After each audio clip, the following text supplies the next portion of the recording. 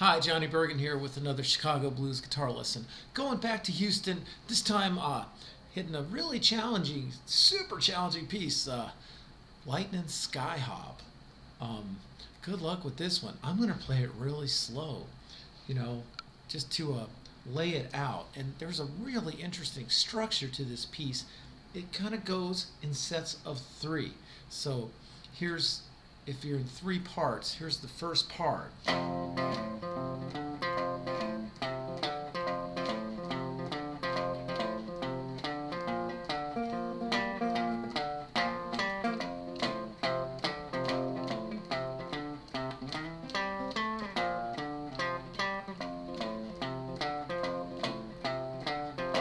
Like that. And I love he attacks it so hard at the beginning. He's just like, whoa! Anyway.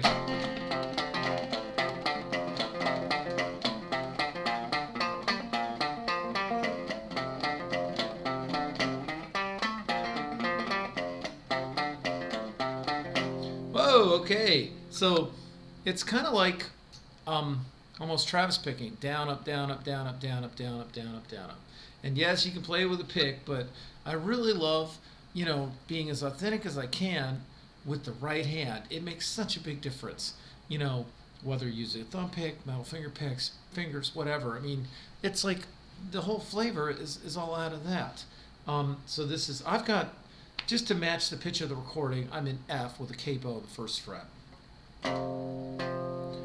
I'm doing like a one finger E chord, like that. Open, and then I'm going to call it second fret because I'm calling this the 0. Second fret up from the capo, right? So if you can do this, you can do this. That's down, up, up. That's down, up, right?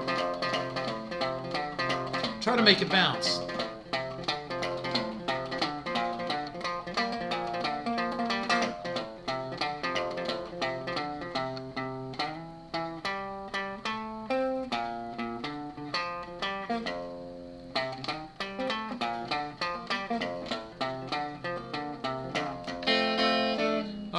So that leads us to part 2, right? Which is you have a second fret,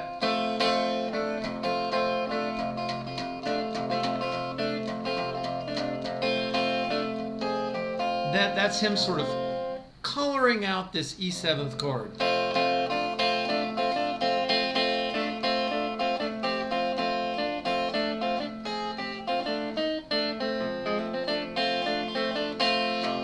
Anything like that. And I guess this is part 2, and you can divide part 2 into 2 sections if you want to. That's the first one. It's just, and you can hear him doom, doom, doom, doom, doom on the low E the whole time.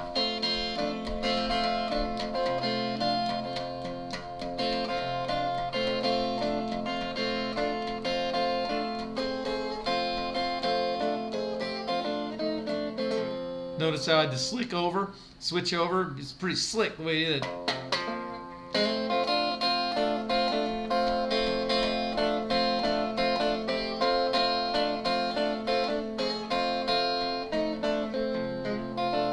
That's slick. First finger, open B string, and then second fret B string. And then here's the famous lick.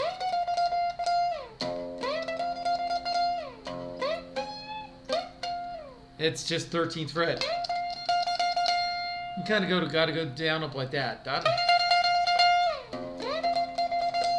I think it does because it swings. It's not da da da da da da da da da da da da da.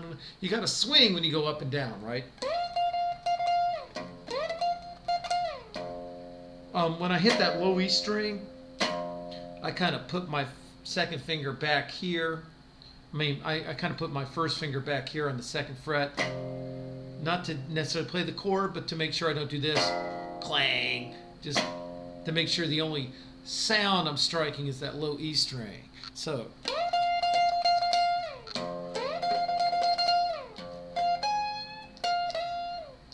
And then, of course, you got this. And that leads us to the third part. I've been trying to count that second part. It sounds like 15 bars. It's basically a 16 bar thing, but it might be plus or minus a little bit. You know, you got this. This is like another little dance section.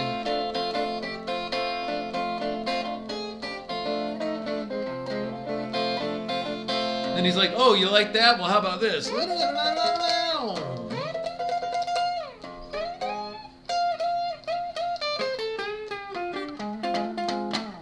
Oh, okay, so that's 13, 9.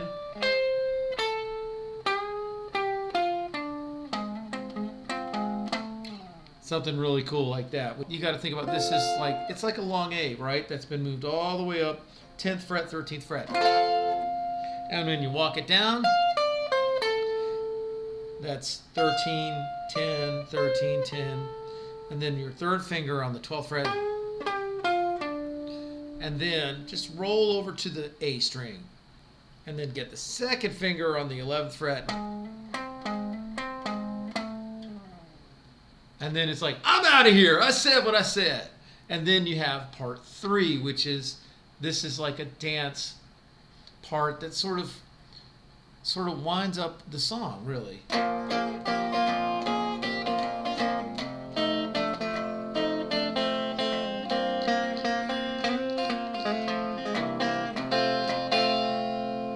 That's like, and they all lived happily ever after. Then he starts it all over with part 1 beating the boogie woogie bass line. Part 2 is like just slamming it in one chord for more or less 16 bars, but you know, I always got really confused when I tried to count that section. But that's where he has that part 2 has this, and then or, and then part 3 is like, okay, I showed you what I could do. Now I'm wrapping this up before I start over.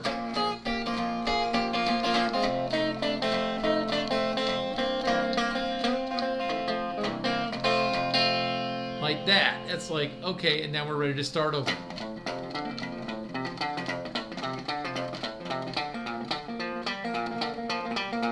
See how I waited that time?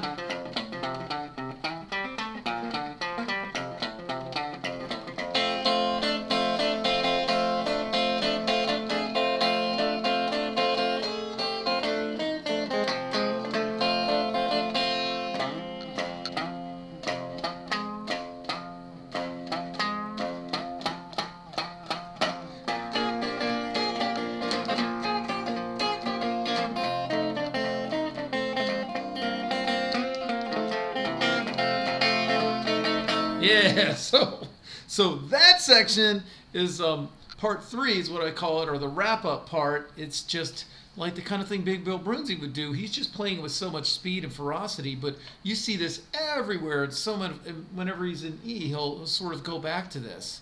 So on the 4, you have a boogie woogie descending thing on the top of your A7 shape chord.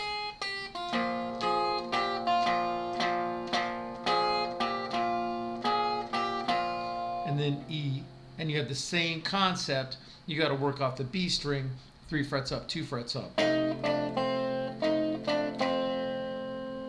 then you have the B7th shape. And then this has this kind of real, like, kind of buckdance folk quality to it. He doesn't do this.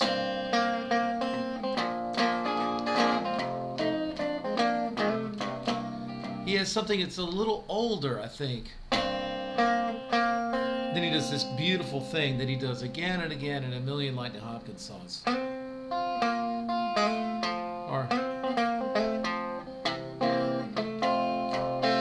you have a 1-5-1 to wrap it up. Just like, remember when we did High and Lonesome a while back and the ending was like,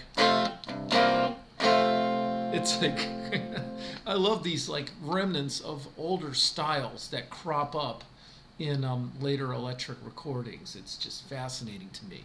So let's hit it one more time, try to wrap it up. Part 1, okay? And yes, I'm playing this really slow. I don't think I can play this at the right speed. That's not the point. point is how to do a good boogie woogie in E and to appreciate the form of this song. And you can play it as fast as you want to once you get it. Part 2.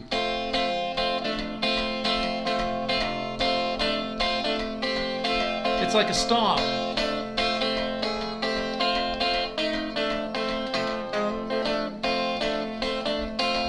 Here we go, man.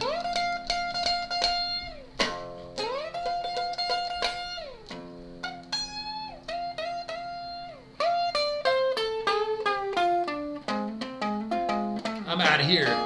Wrap it up. It's Boogie Woogie.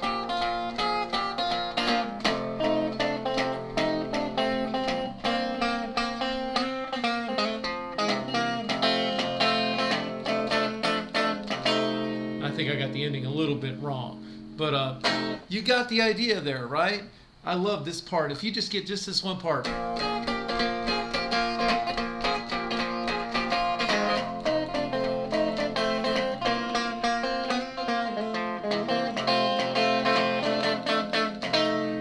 Yeah, this is a great way to get a good swinging bass line going in the E position, and then definitely work on this. And you know, this part in the middle really reminds me of rockabilly, doesn't it? You know.